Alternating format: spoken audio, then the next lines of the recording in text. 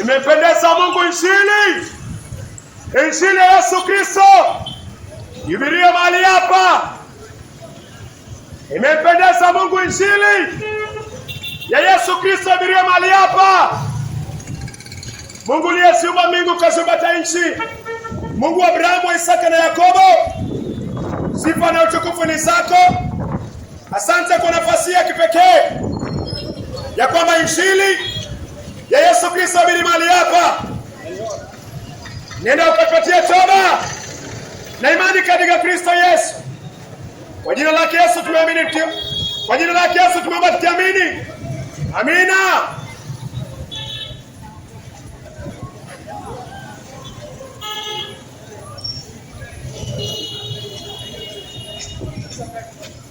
Kitabu cha Marko, kitabu cha Marko, kitabu cha Marko,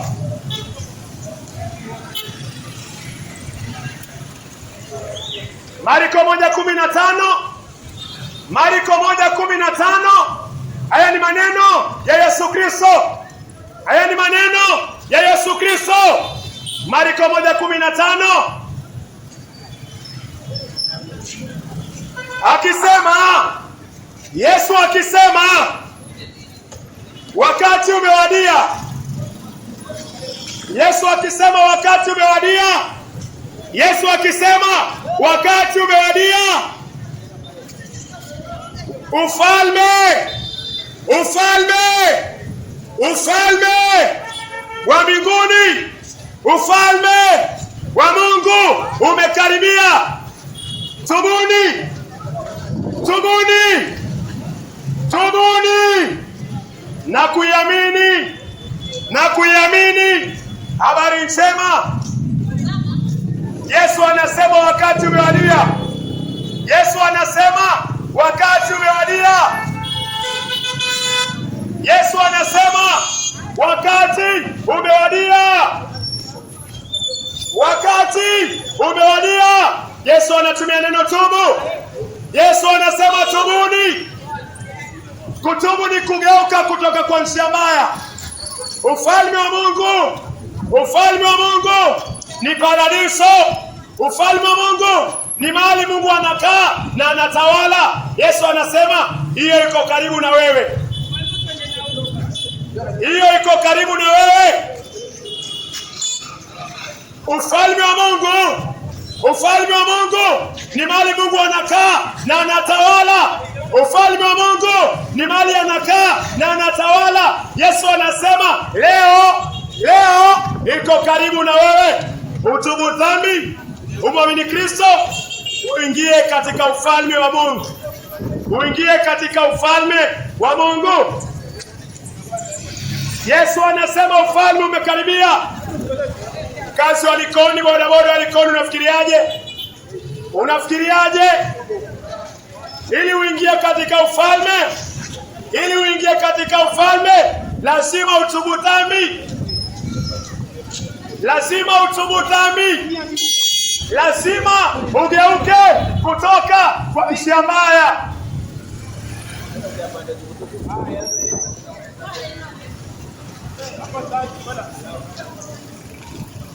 Yesu anasema geuka kutoka kwa njia mbaya. Geuka kutoka kwa njia mbaya. Kiri dhambi zako, wachana nazo. Hakuna mlevi anaingia paradiso. Hakuna mtu anakunywa pombe. Hakuna mtu mlevi anaingia paradiso. Mungu hakai na walevi. We mlevi haueleweki. Uende mbinguni ukafanya nini? We nani? Wewe. Huyu wewe. We mlevi. Mungu hakai na walevi. Yesu anasema tubu. Geuka. Kiri uovu wako wote. Eka imani kwa Yesu Kristo. Walevi, Mungu hakai na walevi. Yesu alikuja kwa walevi. Yesu alikuja kwa walevi, wasinzi, washerati, watu ambao wamezaliwa kutoka kwa Adamu, wenye dhambi ya kurithi. Yesu alikuja kwao ili awapatie toba, ili awapatie toba, wasiendelee kulewa, wasiendelee kuzini. Hakuna mtu analala na bibi wenyewe. Hakuna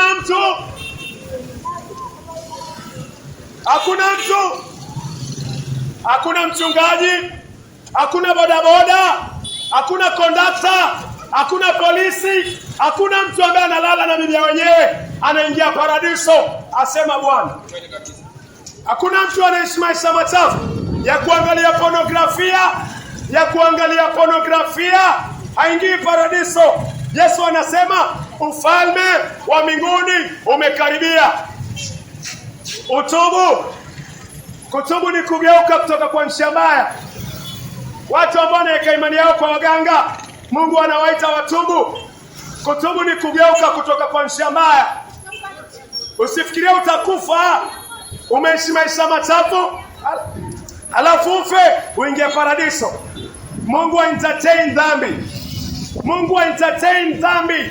Mungu hapendezwi na dhambi. Yeye ni mtakatifu na ndani yake hakuna giza. Wataka kuingia paradiso kwa uwezo wa Mungu, lazima utubu dhambi, lazima uzikiri, lazima kuwe na confession of your sins, repentance and faith in Christ. Bila hiyo jehanamu itakuwa sehemu yako. Mungu anataka toba. Hakuna mtu ambaye hajaoa analala na bibi wenyewe, analala na malaya, anaingia paradiso. Uko Likoni, kazi yako ni kupata pesa na kwenda kulala na malaya. Mungu anakuita utubu.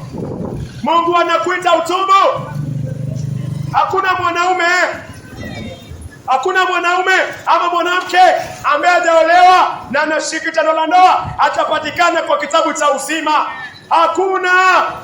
Hakuna. Yesu anasema ufalme wa mbinguni umekaribia.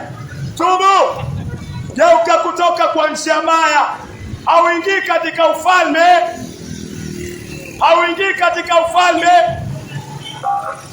bila kutubu dhambi.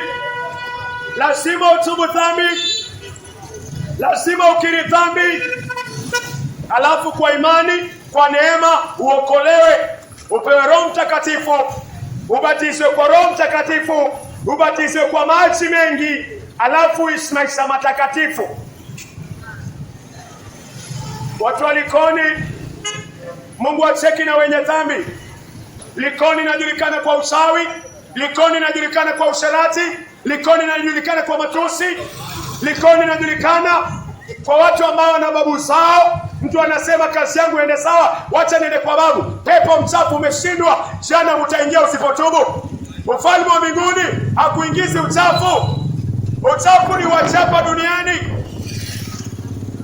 Uchafu ni wachapa duniani. Mungu anataka toba. Yesu anakualika kwa ufalme wa Mungu, lakini anakupatia amri. Ananipatia amri. Yesu anasema amri ni utubu. Kutubu ni kugeuka kutoka kwa njia mbaya. Kutubu ni kugeuka kutoka kwa makosa yako yote kwa kuyakiri na kuamini Injili ya Yesu Kristo na kupata Roho Mtakatifu. Mungu anataka toba. Watu ambao wasamei hawaingii paradiso. Yesu anasema ufalme wa mbinguni umekaribia. Paradiso iko karibu na wewe. Wakati unasikia neno, wakati unasikia Injili, paradiso huwa inashuka kwa imani, huwa iko karibu na wewe. Mwenye dhambi akitubu kwa uwezo wa Mungu na kuamini Injili, anaingia katika ufalme. Wakati neno linahubiriwa, wakati neno la kweli linahubiriwa, mbingu huwa imefunguka. Yesu akuhubiri ufalme pasipo toba. Toba ni neno ambalo watu wengi wanalichukia. Modern Christians, wale watu ambao wanasema grace na uko kwa dhambi.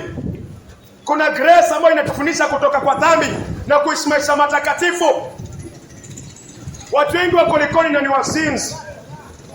Kuna watu wako hapa wanafanya punyeto, masturbation, wako hapa.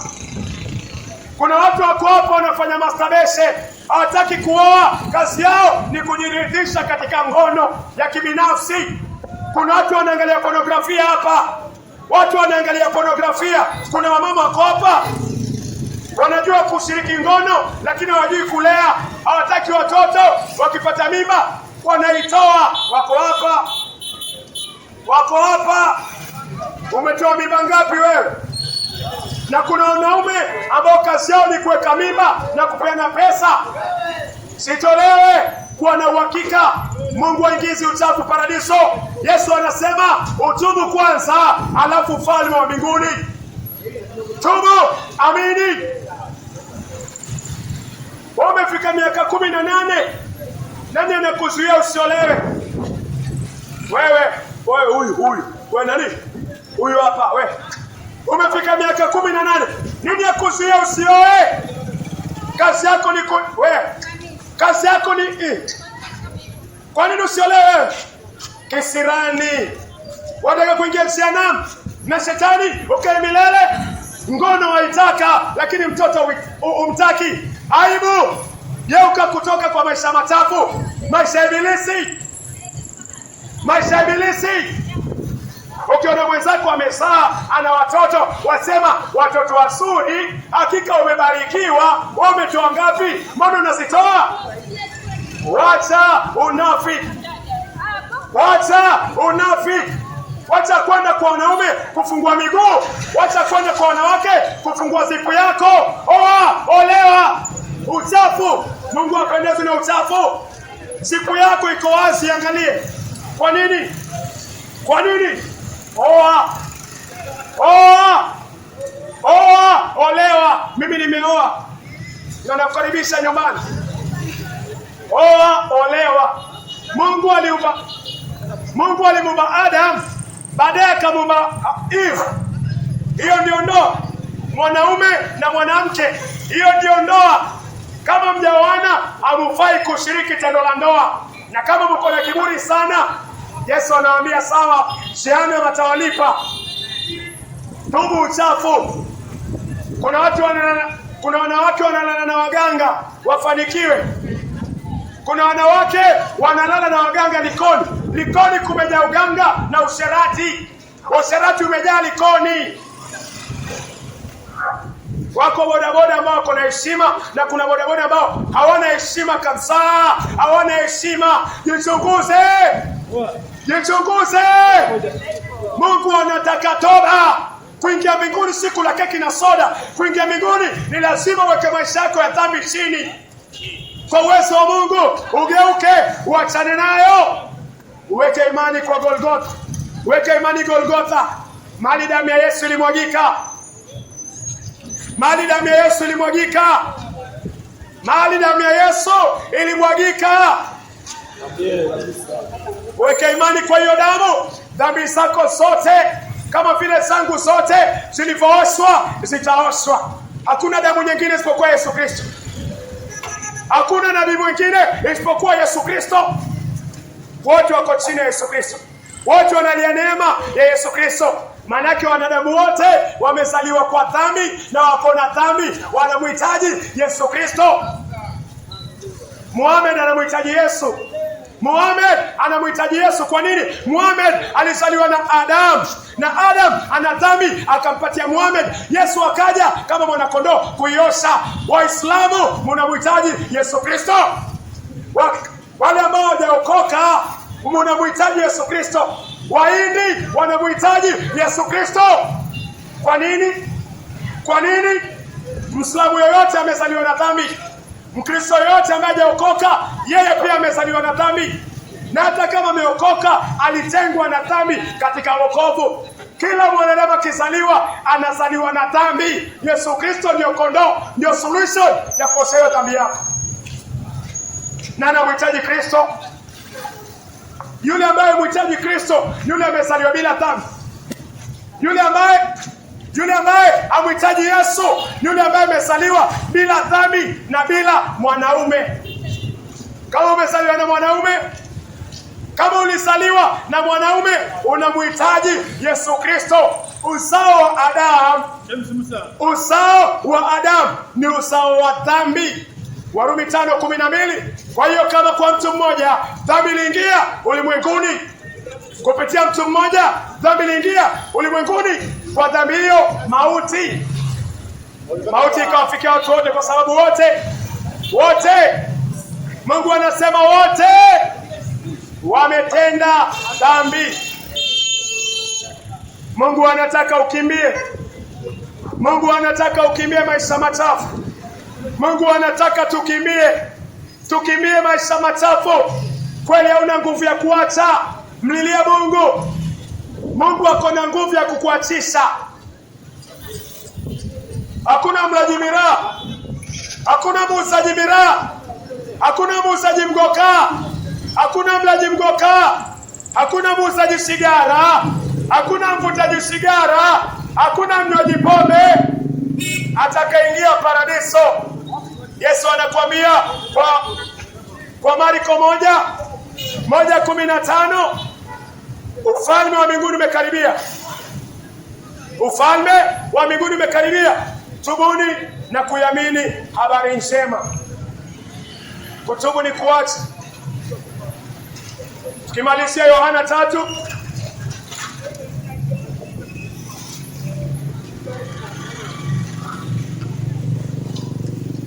Yohana 3 mstari wa 16. Yohana 3 mstari wake ni wa 16. Kwa maana jinsi hii Mungu aliupenda, kwa maana jinsi hii Mungu aliupenda ulimwengu. Mungu ni yule anakaa mbinguni, ulimwengu ni wewe, ulimwengu ni mimi, ulimwengu ni moyo wako, ulimwengu ni moyo wangu. Mungu aliupenda ulimwengu, ulimwengu ni wewe mpendwa, ulimwengu ni moyo wako. Mungu ni yule anakaa mbinguni, wa Abrahamu, Isaka na Yakobo.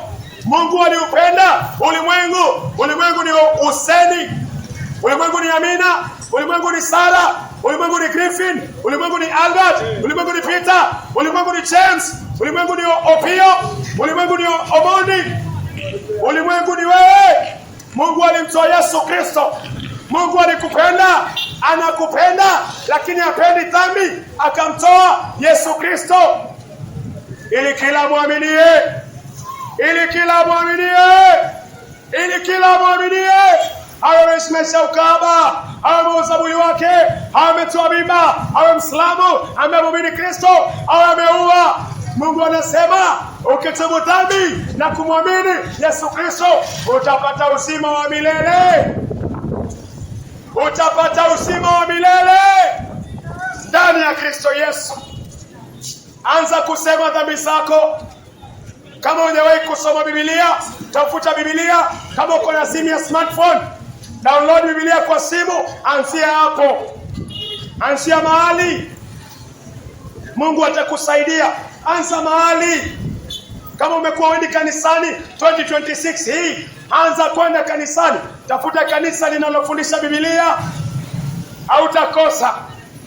Tafuta kanisa linalofundisha Biblia. Anza kukaa chini. Niambie Biblia inasoma nini? Kaa chini ufundishwe. Weka chini kiburi. Weka chini kiburi. Kama umekuwa uombi, Mungu amekupatia magoti. Kazi ya magoti unajua ni nini? Unajua kazi ya magoti ni nini? Maandiko yanasema kila goti litapigwa. Kila goti litapigwa na kila ulimi utakiri kwamba Yesu Kristo ndiye Bwana. Kazi ya magoti ni kuwekwa chini na kuomba na kukiri kwamba Kristo ndiye Bwana. Usilie shida uko na magoti, mlilie Mungu. Tumia magoti yako. Tumia magoti yako. Mwingine anasema hili goti langu. Unatumia goti lako kufanya nini? Wewe. Watumia goti lako kugonga watu. Watumia goti kugonga. Goti si ya kugonga. Goti ni ya kugongwa chini. Ukimlilia Mungu, magoti ni ya kupigwa chini mama.